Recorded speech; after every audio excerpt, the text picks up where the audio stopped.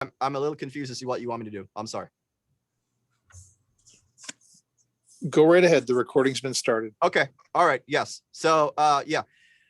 So Hammad is a PhD student at University of Iowa, and he's here to present to us about characterizing smart home IoT traffic in the wild, the paper that he wrote.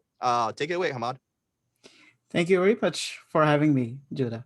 Um, Pretty much, so I'm a PhD now candidate at the University of Iowa. I passed my comprehensive last semester. But in general, I started my PhD journey with studying actually video performance and using machine learning for that. But I have from then pivoted in the last 2 years on focusing on smart home IoT security and privacy issues. And this is basically the starting of that part of research where I sort of like ask the question is like, how do smart home IoT devices actually behave in the wild? So how do people actually use smart home IoT devices and how their traffic patterns emerge from that? And we already sort of like know that smart home IoT is becoming a very big market. Around 1,400 million devices are expected to ship by 2023. And they are expected to contribute to nearly half of all Internet of Things traffic in 2022. So we can pretty much say that smart home IoT has become a very integral part of everyday life. However, this also makes it a target for malicious actors. We have seen the DDoS attack that took down Dyn in 2016. And this DDoS attack was conducted by a Mirai botnet, which primarily composed of smart cameras. We also have situations where hackers can breach smart cameras to eavesdrop on people and sometimes even interact with people and send them malicious messages or just in general disturb them. And this has even reached even with smart toys, where smart toys are not built with sufficient secure mechanisms, and then they become targets for malicious actors to actually use them to spy on children. In short, smart home IoT devices represent present unique challenges to privacy and security that need to be studied further to understand them. And researchers have been focusing on trying to understand these challenges. However, within prior work, there have been limitations in this regard. The first issue that they have run into is fragmentation. Uh, because the smart home IoT ecosystem consists of so many devices across so many vendors, uh, researchers have had difficulty to study these in a encompassing manner. So they are often limited by the types of smart and IT devices that they're studying. For instance, they might be studying only smart TVs, or they might be only studying voice assistants like Alexa. Another issue could be is that these studies are maybe non-representative because they're conducted in testbed environments. Testbed environments, as we might know, is just simply you set the device up in a lab, you set control conditions regarding how it connects to the internet or you interact with it. So and all of these interactions, while they might encompass all the possible interactions with the device, they might not cover real world situations and how people actually use these devices. And finally, this prior work often also limits in scale. And in general, we see that these studies will only use something like 20 to 30 devices in their testbed studies. So based on this, our contributions in this work are as follows. For fragmentation, we leverage the home gateway, the gateway that you use, that your home uses to connect to the internet as the vantage point. We partnered with Minim Incorporated, which is a company that provides a smart router management systems for ISPs, and we use their routers to study smart home IT behavior in the wild by actually getting traffic logs from actual homes that these gateways are deployed to. And in this study, we actually study over 200 homes, with of which half of which have smart home IoT devices in our study. Uh, in general, when we do the data collection required for this study, we collect net flow style flow records, which are basically records that record things like what was the host that you were connecting to on the internet, the protocols that you use and the ports that you used, and how much data did you generate with that destination at the WAN interface of the home gateway, which is the interface that talks with the outside internet. Within the home gateway, we identify devices using rules based on DHCP, which is the dynamic host protocol, SSDP, which is a simple service discovery protocol, and universal plug and play protocol, which allows devices to just simply plug and start running on the network. A key point that we want to note in this data collection was that we collected this in an anonymous manner. We did not collect any public IP addresses for homes, or nor did we collect any device MAC addresses. And we made sure that all the homes that we collected data from were provided with the user consent document, and that they consented to the use of their data for this study.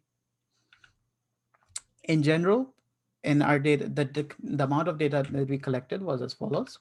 We collected data for 1,230 devices that we observed across 220 homes over a 19-day period in February 18. Of these 1,230 devices, 240 of them were IoT devices and 958 of them were non-IoT devices. Here we put smartphones and personal computers and laptops to be non-IoT devices, and nearly everything else, such as smart TVs, game consoles, smart lights, all of these devices to be under the IoT category. And in the IoT category, we came across 66 unique device types, which determined by the make and model across a broad 8 categories, such as smart TVs, cameras, speakers, and etc. Now, when we talk about characterizing smart home IoT traffic in our study, we characterize this across 3 different dimensions. We looked at the volumetric aspects of this traffic, we looked at the temporal aspects of this traffic, and then we also looked at the destinations that this traffic was directed to. Under the volumetric characteristics, we generally looked at what are the size of flows that these devices generate, and what portion of that, what portion of the traffic lies within these flow sizes. And in general, we found that for most devices, we see sub-kilobyte flows, which are associated with controlling those devices, such as your smart thermostat sending out a flow indicating that it's changing the temperature up to 70 degrees based on a user command or maybe a automation system that you have set up. On the temporal side, we looked into how whether there were patterns of repeatability within their traffic. And within that, we saw that we saw heartbeat traffic, where devices continuously dial into some home cloud system on the internet to update either the status or to make sure that they are live for any remote monitoring systems. Finally, within the destination characteristics, we saw that despite the fragmentation on the front end of the smart home IoT systems, as you have different vendors and different device models, you see that the backend is very centralized. Nearly 70 to 90% of traffic goes to either an Amazon or a Google-owned autonomous system. This is in comparison to 31% over the overall web itself. So this is a very high degree of centralization that we see. But within all of these characteristics, the main characteristic that we saw was that device functionality is the main determinator in how these traffic characteristics show up. Along with this characterization, we also looked into some security and privacy issues in these smart home IoT devices. And we try to highlight these issues and the implications of these. To this end, we conducted 4 case studies in our study, which is for security via access control, where we looked at whether it is possible to provide security to devices using access control. We looked at whether there's the presence of advertising tracking systems in IoT devices. And also we looked at the use of public DNS services. And also we also check whether devices are sending any unencrypted traffic out. In general, we saw that there were some devices that were vulnerable to snooping on HTTP, but some categories of devices actually had all of the traffic over HTTPS, such as smart cameras. But I will focus on these particular 3 cases that are in bold over here on the course of this talk. So first, we talk about security via access control.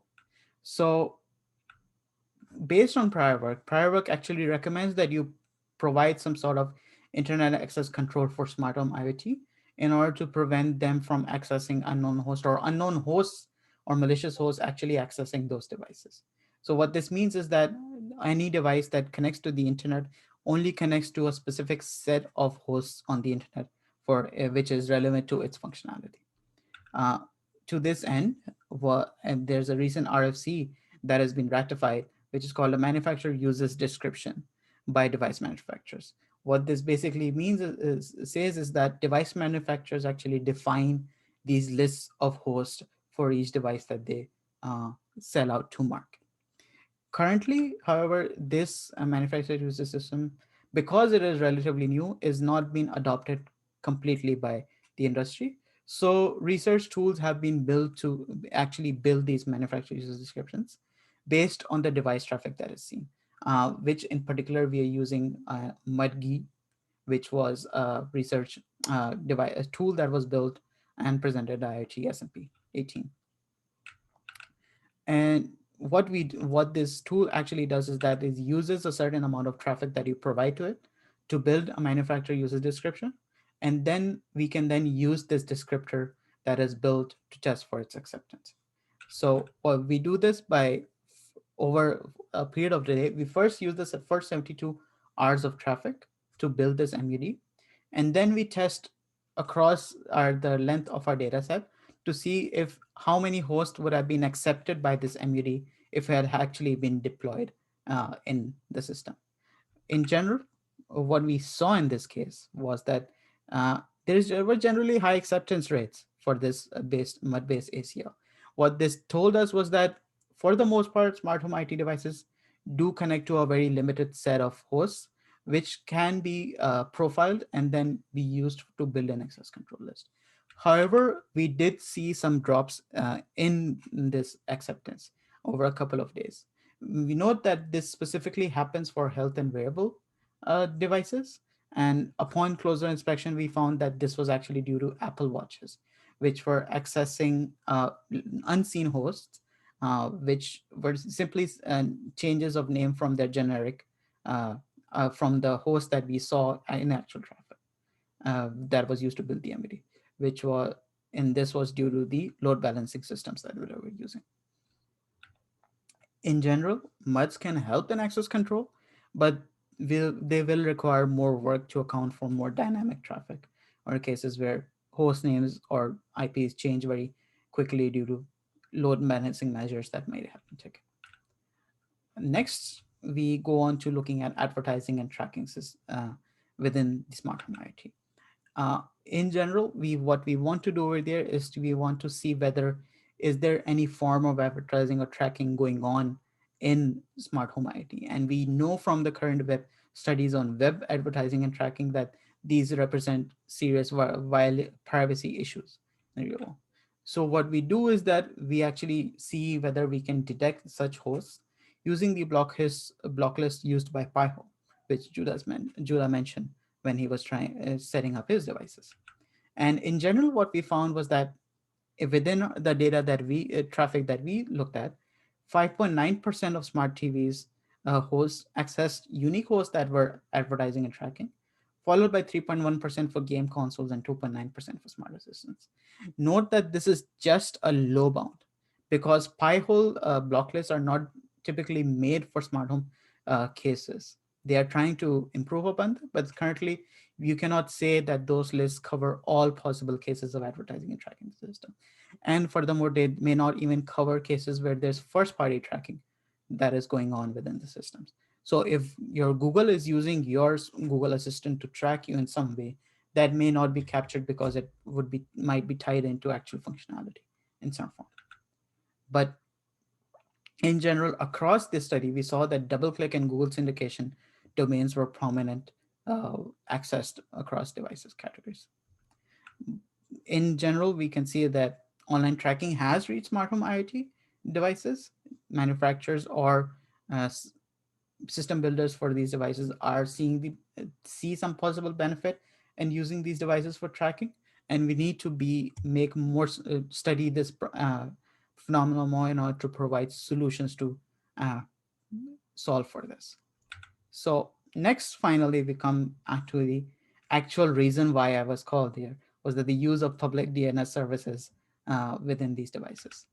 So what we wanted to study in this case was that we wanted to see whether devices are accessing uh, public. So are they accessing public DNS servers on the internet? And for this, we basically looked at all port 53 traffic generated by these devices, and we looked at the percentage of devices that access known public DNS services such as Google or OpenDNS or any other DNS services.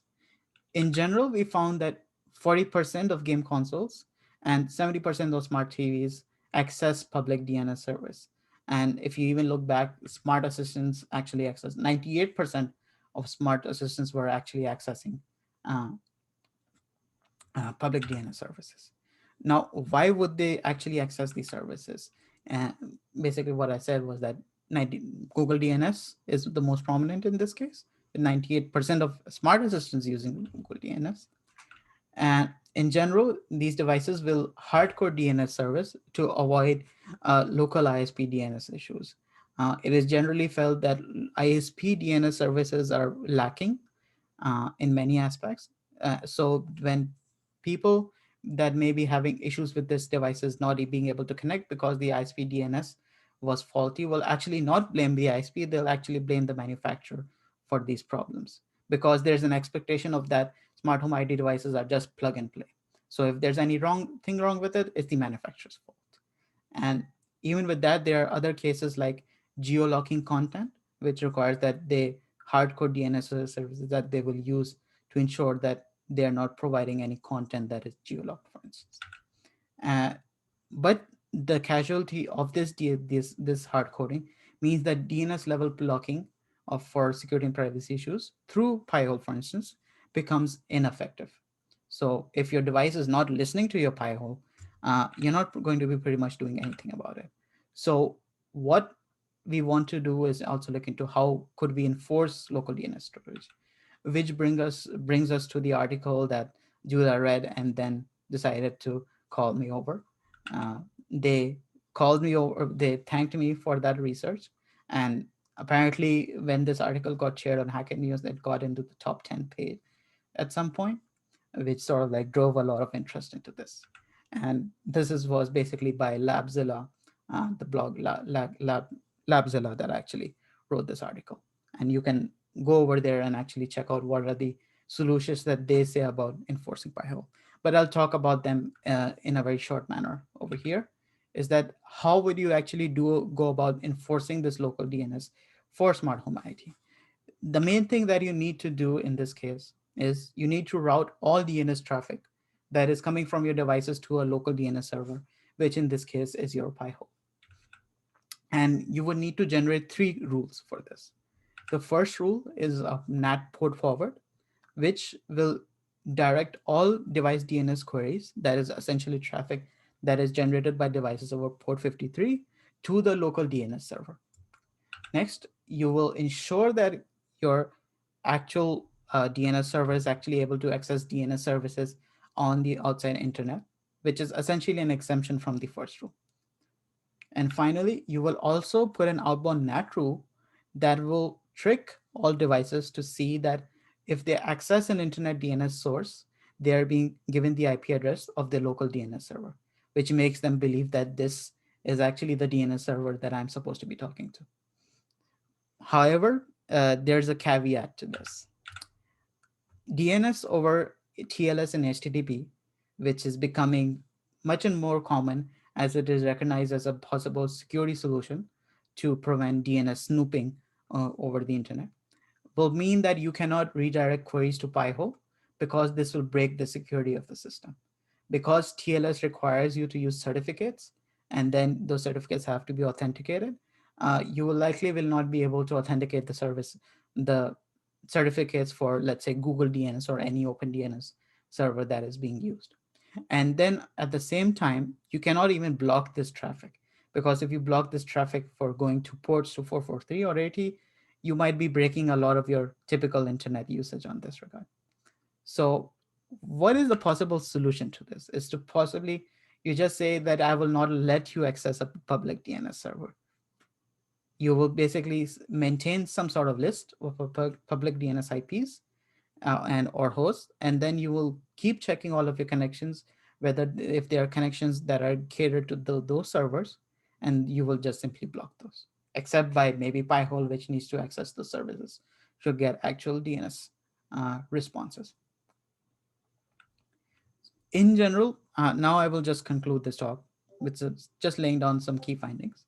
Is that in general, uh, device functionality is what influences traffic behavior. And this has implications in terms of how do we identify devices based on the traffic? How do we identify activities by devices, which has a security uh, implication in that? How do you determine whether device is doing legitimate traffic or it is generating malicious traffic? And then finally, also into generating, how do you generate your access control lists to control these devices from access to access legitimate systems? And we also saw that the smart home IoT backend is getting centralized. This has major implications for market monopolization. If all of your smart home IoT is going to just Amazon or Google, that provides it's basically a big point, would be a big point of contention in terms of the monopoly. And it would also could be a possible surveillance point where you could if possibly subpoena Amazon or Google for a record related to your specific devices. And at the same time, it also it has implications for reliability, because it then generates a single point of failure. If for some reason you're unable to access Amazon's services or Google services, then your device essentially becomes useless. Finally, we talk about advertising tracking in smart home IoT, which we have seen that there has been evidence of that in some form. But however, this still is, we are still on the lower bound of the studies. So we need to study this more. And at the same time, as we've seen with the DNS level issues that we've seen, there need to be solutions that are specifically catered to these devices in order to ensure that any privacy and security holes are plugged in that regard. That will be all from my side. I thank you very much for being here. And if you have questions, feel free. I'm also available over these services via Twitter or email.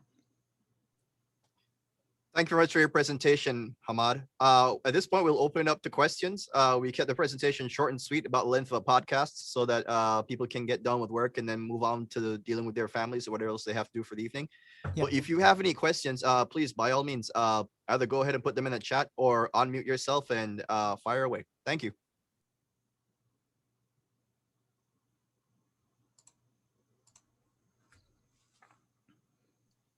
I actually did have a question, Hammad. Yeah, go ahead. So you said you had this information you collected in NetFlow format. Is that a format similar to what Wireshark puts out, or a certain type of data structure or something? So this is actually sort of like this is a Cisco based format, I believe. Oh, NetFlow. okay. So this is basically sort of like information is recorded in terms of the overall flow of traffic that happened. So this will tell you that such and such device connected to a particular host, they connected over TCP at this particular port, certain amount of how long this flow was taking place, and how much data was sent and how much data was received. Okay. Is this But you won't get any payload level information from this. Oh, okay. All So right. this is just header information that you would collect. Okay. Is this in a text readable format, or is it in a binary format that only a proprietary tool can read? It's text readable. You could Okay. easily export it to a CSV file and just read it off it if you wanted to. Okay. There's a question in the chat. I don't know if you're able to see it, but Steve Summers asked, what was the IPv4 versus IPv6 split? Was there significant fragmentation? Actually, in our study, we actually did not see IPv6 traffic. That I believe was a limitation of the on the side of the minimum that was collecting data, is that this exclusively gave us IPv4 traffic to work with. So we could not comment on IPv6 fragmentation on this, unfortunately. And also, I believe IPv6 is not that prevalent, at least in smart home IoT context, because you're not entirely sure whether home ISPs will actually support IPv6. Yeah, I think so. I've had multiple ISPs since 2014. I've had Comcast, Mediacom, Cedar Falls Utilities, which is fiber, and then now I'm on Metronet, which is fiber. And I think only Comcast. The only time I was offered IPv6 is when I was using Comcast back in Peoria. and Mediacom had a trial service that I don't think ever actually reached my area. So I think pretty sure MetroNet's all IPv4. So, Derek Sherman asked, how much traffic is MQTT traffic? So we actually didn't look into MQTT traffic for this in particular in our study,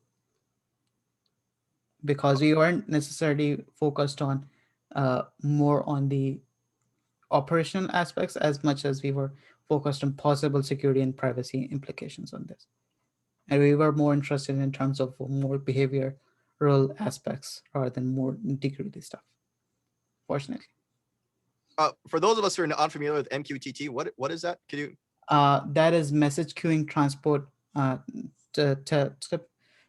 It's a protocol that is used by typically IoT deployments, Okay. in which devices can subscribe to a particular topic, which could just be updates by your thermostat regarding temperature, and then they can just listen in on updates pushed by this thermostat and then decide what they want to do.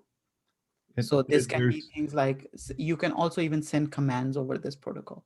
So you can have, let's say, multiple thermostats reporting the temperatures over a particular topic, as it is called in MQTT. And then any subscribers listening on that topic can then decide what they want to do based on information received on that. So this is sort of like a subscribe push protocol that is typically used in IoT contexts. Was there someone who had a question? I thought I heard someone chiming in, and then. No, this is Derek who asked the question. There's also some broker security issues with MQTT. That's why I was wondering, once you start using MQTT, then I guess you got to worry about broker security too, right? And how the broker is authenticated and all that stuff. There's actually a recent paper on that actually lists MQTT vulnerabilities that were out there with major service providers like Amazon and IBM actually. And they actually reached out to those companies to tell them about these vulnerabilities. Well, thank you. I'll look that up. Yeah. And then other than that, so a question I see, which IoT gateways are used for this research. So these are these are not IoT specific. These are your general home routers or modems that you might use.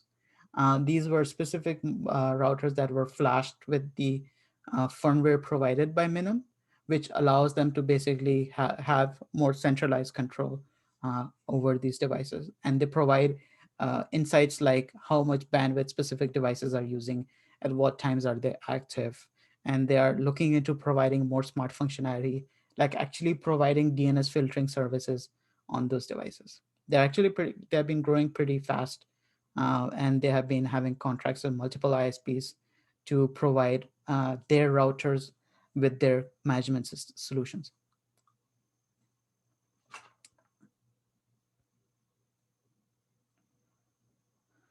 So in our actual study, we actually didn't study performance issues with local and public DNS services.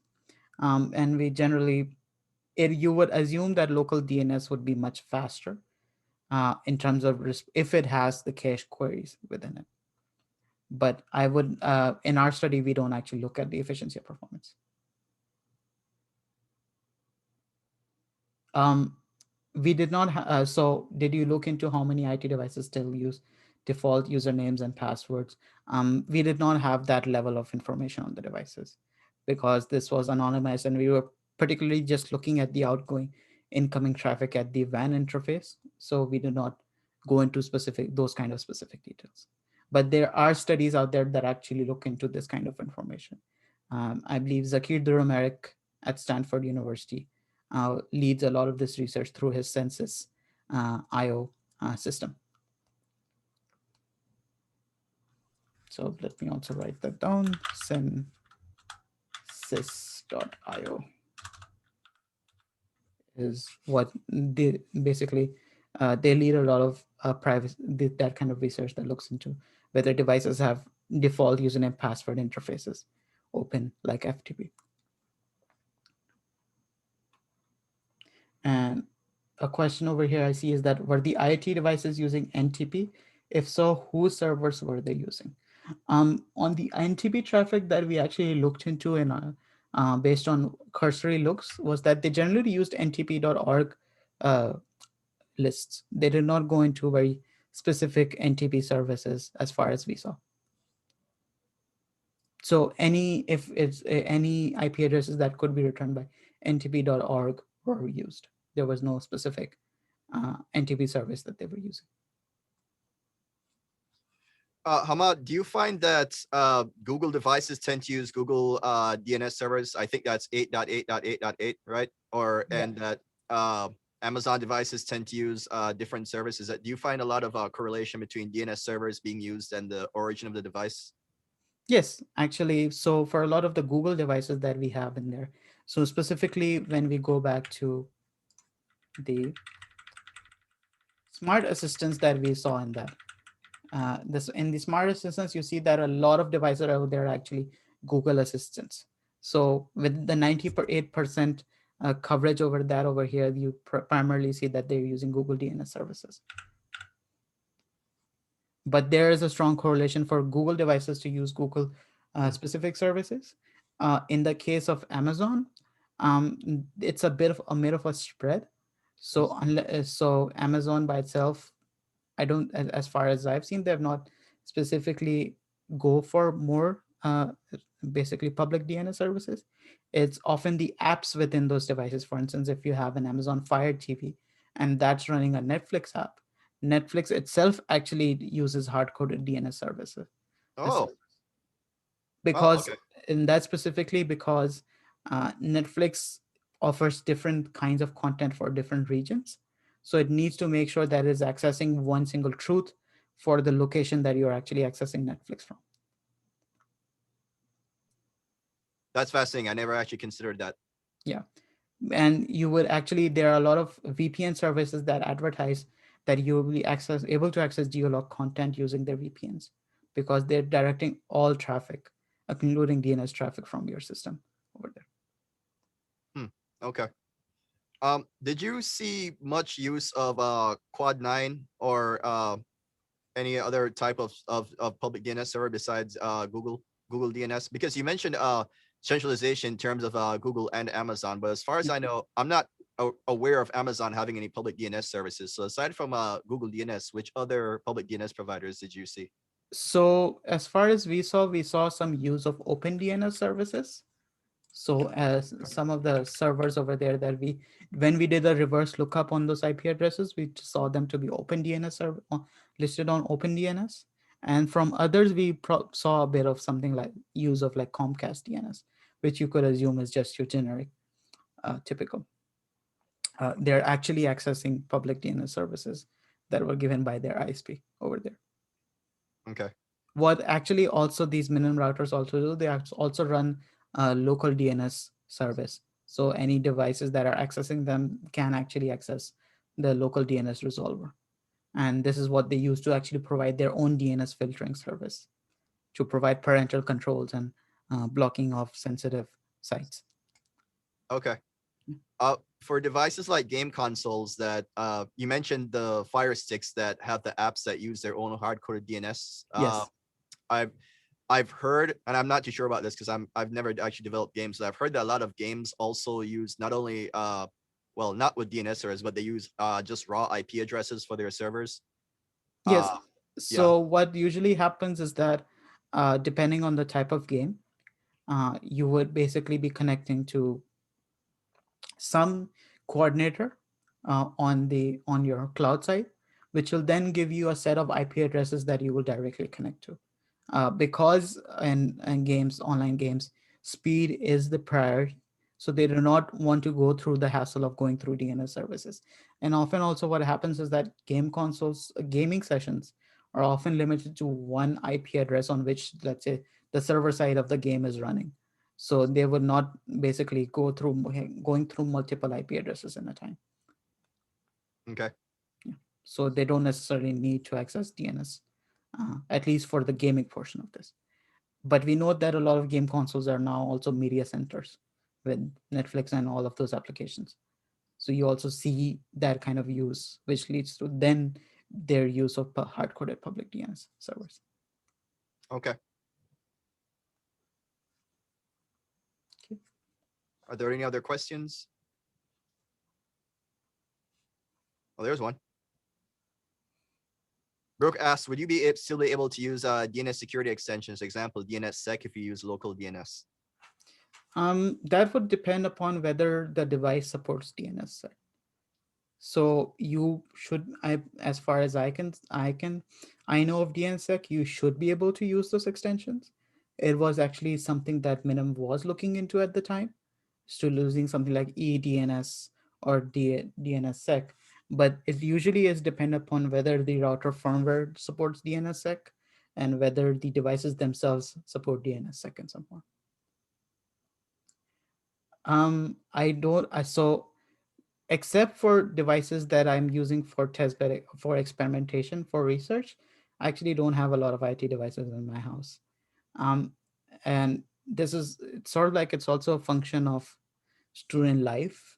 In general, you're not necessarily able to get a lot of IT devices per se to keep up. But at best, I have smart TVs in my home, which I don't necessarily use the smart capabilities of per se. But other than that, I do have game consoles and the like.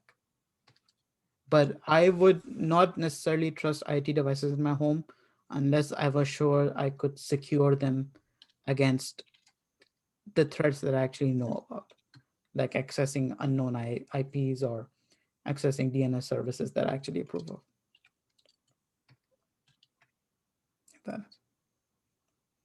I just puts in the chat for Brooke and for anyone else who didn't see the chat that of course this what I just put doesn't actually work for people devices with hard-coded DNS servers, but if you want to use DNSSEC and DNSCrypt, which are two DNS validation and encryption schemes, you can do that if you use Pi-hole in conjunction with a DNSCrypt proxy or Onbound, both of which are easily deployed to either Raspberry Pi OS or also the Debian.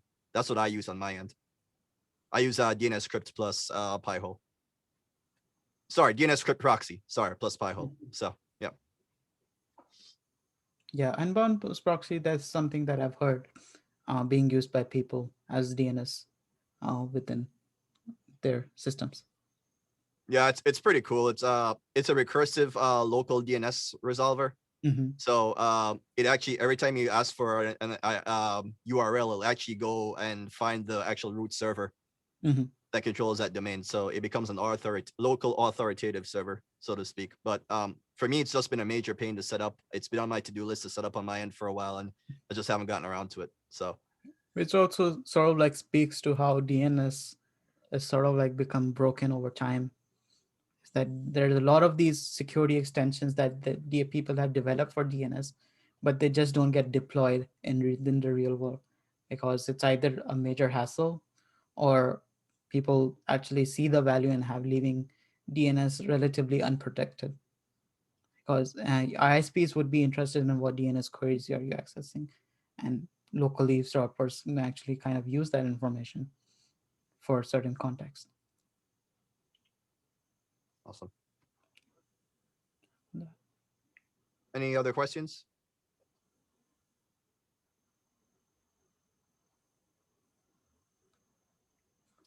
All right. Well, if not, I want to thank everybody for coming. Thank you very much, Hammad, for this presentation and for agreeing to do it on just right away and getting this all set up. Really appreciate it. Thank you very much to John Johnson, our webmaster here at the IEEE Iowa, Illinois section, for hosting this meeting on his Zoom. I'm going to drop the link in the chat for our power hour, which actually is what I was telling everybody about for the, if you're interested in the power generation and transmission distribution part of what the section does, please join us at this link. This is actually my WebEx meeting room every first Wednesday, the first Wednesday of every month at 6 p.m. Central. That's when we meet up. If you want to do the cyber social track and socialize with all the cybersecurity people, by all means, join us every third Friday of every month at 5:30 p.m. at the same link that you joined this meeting on. We just use our meeting rooms for it. That way it's the same link and the same time. So you don't have to be looking up stuff all the time. Hammad, you're welcome to join also. It's not limited to IEEE members. If you're interested in it, by all means, come. But thank you very much. Our next presentation that we have lined up will be Dr. Oh my God. Okay. I don't want to mess up her name, but anyway, it's somebody from the Princeton Plasma Physics Laboratory. If you are super interested in what SpaceX and Blue Origin are doing, Imagine what happens when we want to reach out to planets in deep space and go further than just the moon or to Mars. We're going to need something better than chemical rockets, and fusion rockets is what our next research is going to be all about. She has a new method of fusion propulsion that she wants to tell us about, and that'll be next month. Also the second Wednesday of, let me make sure I get that right.